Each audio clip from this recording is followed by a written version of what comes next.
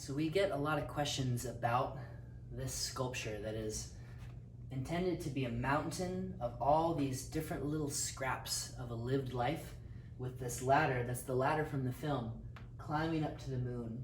And it's this idea of transformation, it's this idea of climbing, of looking, of searching, of seeking, of being curious, and then all of the evidence of that as we sort of live out our lives through so many of these different objects. And these objects, for the most part, were all in the film somewhere, whether it's a water jug or this little chair. So if you were to go and actually watch the film, all of these objects are transformed the way that I feel like I was transformed through that metaphor of the great blue heron.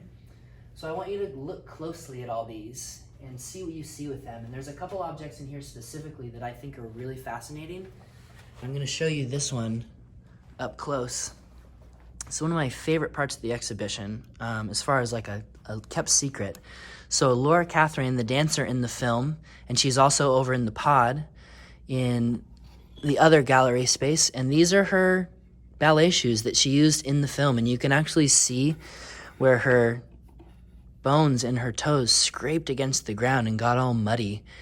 And to me, it's just this really beautiful paradox of like the finesse and the delicate movement of what you would think of as a dancer mixed with this power that she embodied through the storm, and just to drag them across the ground, to drag them across the stone, and to leap and to move and to twist and to extend. These slippers kind of haunt me. These dance shoes are so powerful and so potent and rich with all of her dancing energy.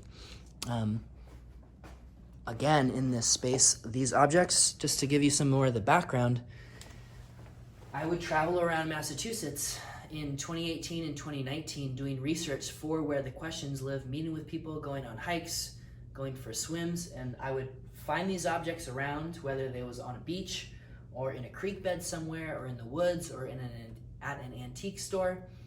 And they're just like the mementos. They're the gathered evidence of the trip in some way. All these human-made objects that I bumped into or was given or found. So I think it's kind of a cool little documentation of what the objects around Massachusetts look like, and then to create this whole mountain, and this idea that we build things up and then we let them go.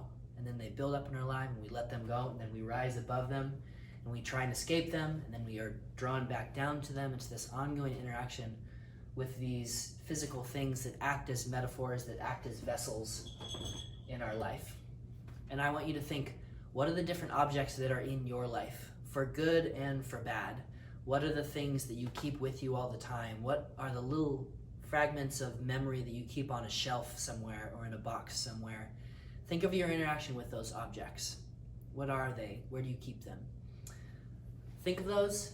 Maybe even make like a little mountain of these things at your house. Maybe you get rid of a few things. Maybe you go collect a stone or a jar and do a hike to remember who you are and the things that you keep, and continue to look around in the gallery space to see the objects that are transformed by the film.